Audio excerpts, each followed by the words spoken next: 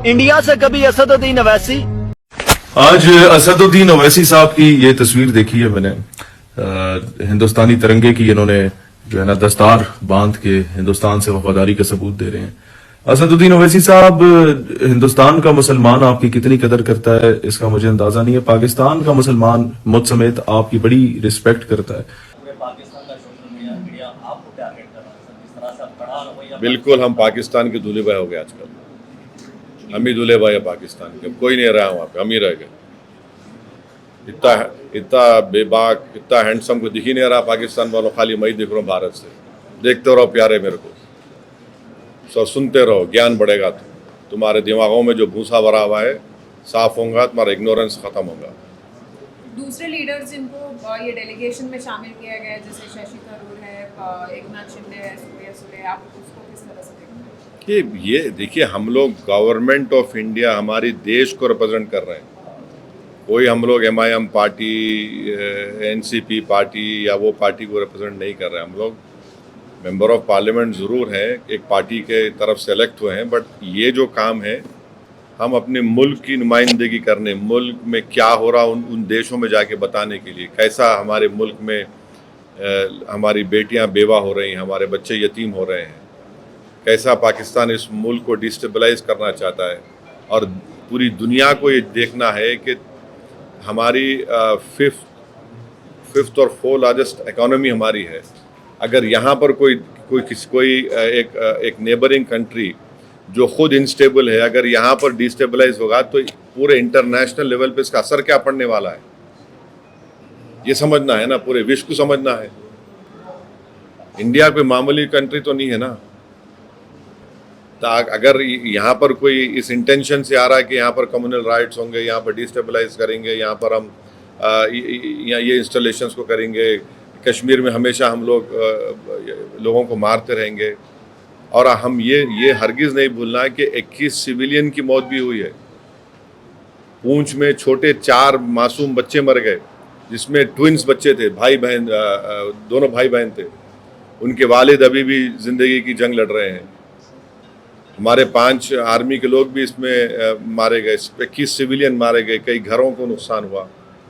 तो ये सब बातें रखना है ना, दुनिया के सामने हम जाके रखेंगे, और इन कंट्रीज के सामने जाके रखेंगे, हम उनको बोलेंगे कि ये देखिए आप, ये ठीक है क्या, ये तो ऐसा हो नहीं सकता ना। और हमारे जितने भी हमारे कंट्रीज, हमारे तो अच्छे ताल्लुकात हैं उनसे, ट्रेड के ताल्लुकात अच्छे हैं।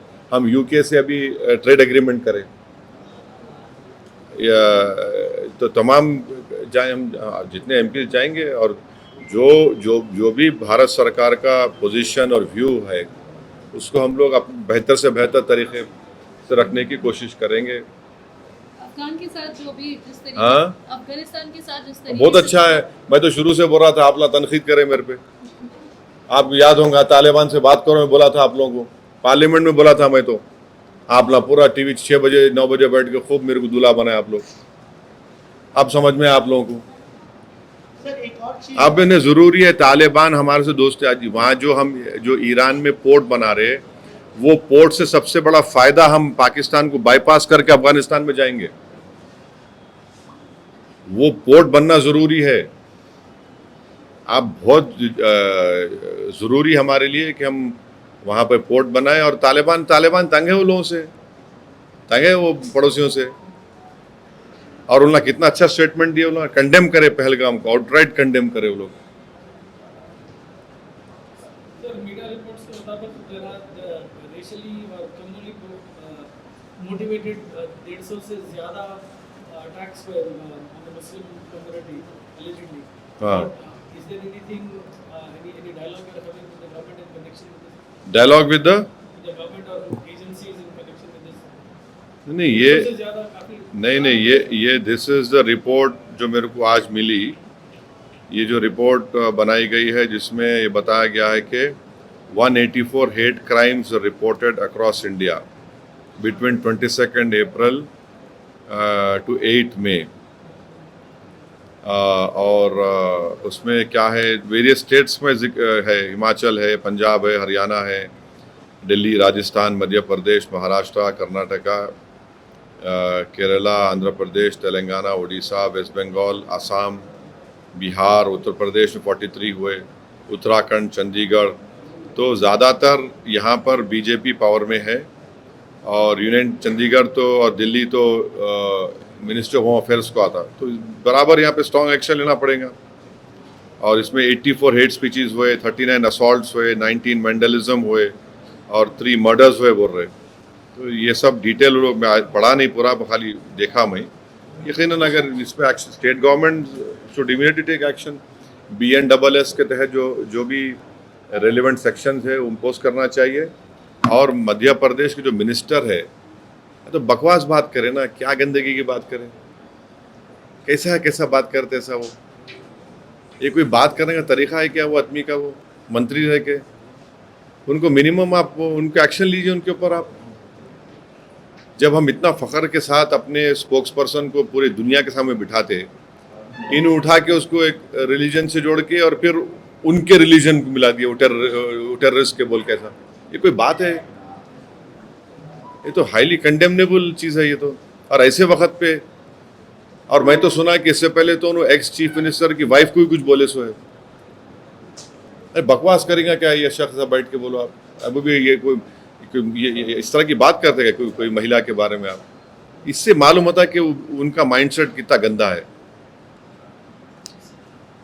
टर्की से जो अभी ट्रेड के जो रिश्ते हैं उसको आपको लगता है कि देखिए अभी जो टर्की का जो है ना, हम लोग ज़्यादा एक्सपोर्ट कर रहे हैं वहाँ पे, इंपोर्ट कम हो रहा, वो भी देख लो आप। और टर्की में कितने इंडियन बिजनेस के ऑफिस है वो भी देख लो आप, क्योंकि टर्की जो है यूरोपियन कस्टम का मेंबर है। तो अगर आप कोई ऑफिस टर्की में खोले तो जितने, अब जैसा पुंजन लॉयड एक कंपनी है, उन्होंने टर्की में उनका ऑफिस है, तो उन्होंने क्या करते, कोयला खरीद के ला के टर्की में डंप करते।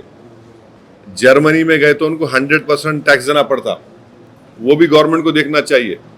गवर्नमेंट को डिसीजन लेने का है, वो गवर्नमेंट बराबर ले सकती है, मगर टर्की को समझना है कि जब आप KPP और सीरिया में YPG बोलते, उनके खिलाफ आप बॉम्बिंग करें, अपने कंट्री में भी करें, इराक में करें, फिर इराक में जब मसूद बरजानी से उनका एग्रीमेंट हो गया वहाँ पे, तो आप रुक गए।